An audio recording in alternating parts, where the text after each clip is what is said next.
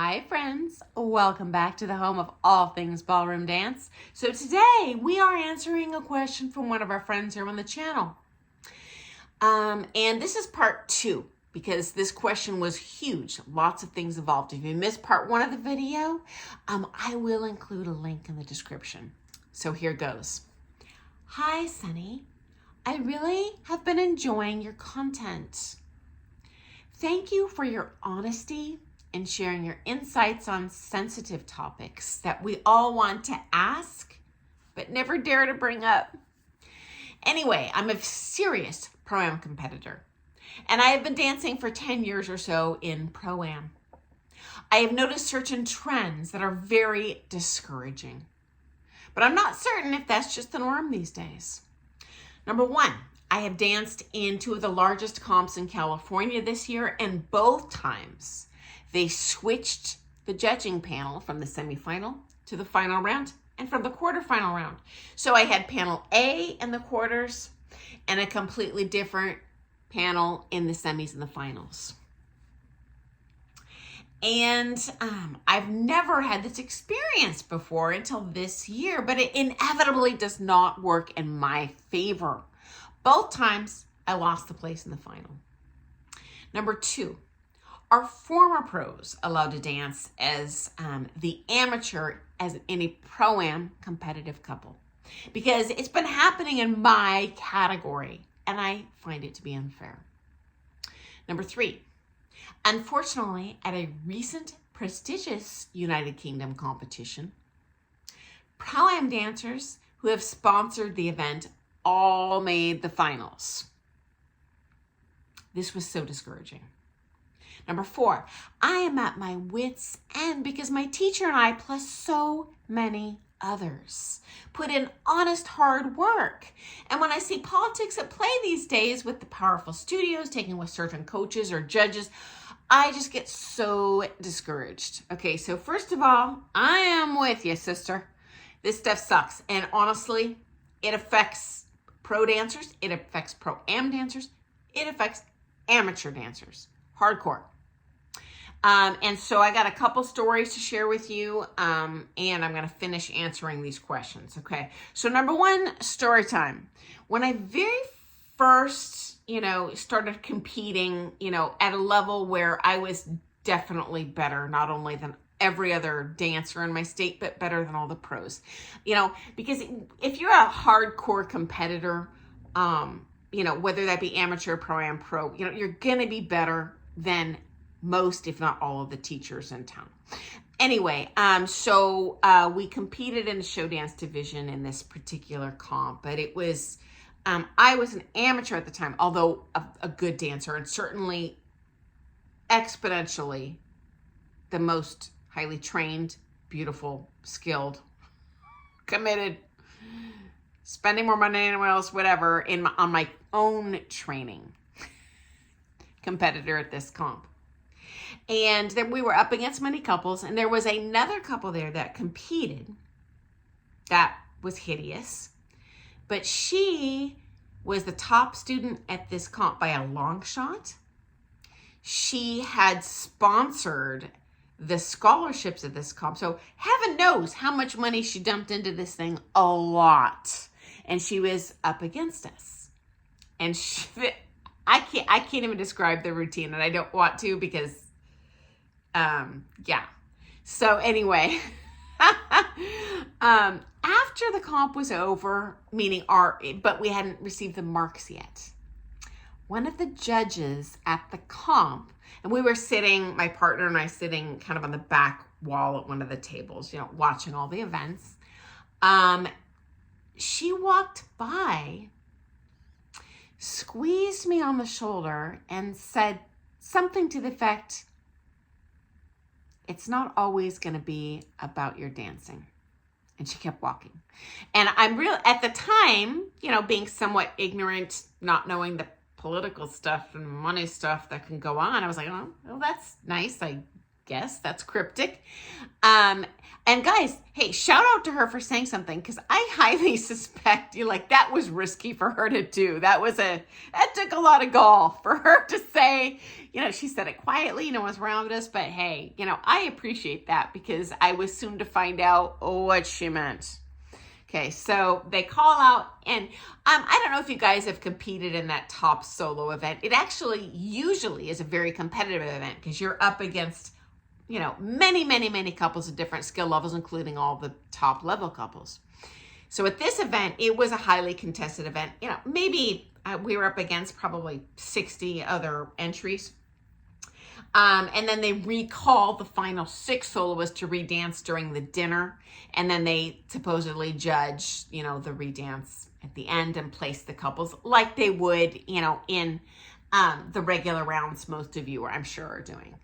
And so when they called, the couples to the floor to, get their marks, and, 6th place, 5th place, 4th place, 3rd place, and we're just like, well, this is a given. 2nd place, me. 1st place, most hideous dancer in the room. Betty Gotrock's huge fat wallet walks up there, takes this huge trophy. And honestly, guys, again, there was a few days where I'm like, wow, I didn't know I sucked that bad. And then I must have had 10 people after that come congratulate me on winning. And so they didn't even notice that this hideous dancer won first. They saw the dancing, they saw good dancing, and they assumed I won. And so, guys, when this happens to you, I know it's soul crushing, but you know what? Ballroom dancers aren't blind and dumb. They saw the dancing, and they probably think you did a darn good job and deserve to be in that final, okay? And the judges too. You know what? They know what the shtick is. Is that soul crushing? Yes. But is this something that just started, this year? No, guys. This happened to me, 35 years ago. Humankind, American economy, you could chalk it up to any number of things. This type of shenanigans has been going on probably long before my time too, okay? Okay, so next half of this question, changing the judging panel from the quarterfinal to the semi to the final. And you know what, friends? Sometimes this sucks and it does not work in your favor. But guess what? Sometimes you drive a long straw and it works in your favor. And you know what, guys? I've been there myself where, I'm like, wow, I can't believe these sucky dancers placed ahead of me. And I'm in that, place that, in my opinion, and my coach's opinion, and my friend's opinion, who are also championship level dancers there, that this couple beat me. But you know what? It happens. Likewise, I have placed way higher than in my personal assessment I thought I should have. But when as soon as I see that judging panel go out, you know what? I pretty much know how they're going to mark me. You know what? And when you get to the elite levels of dancing, whether that's pro-am, amateur, pro, everyone out there is dancing correct. They're well-trained dancers.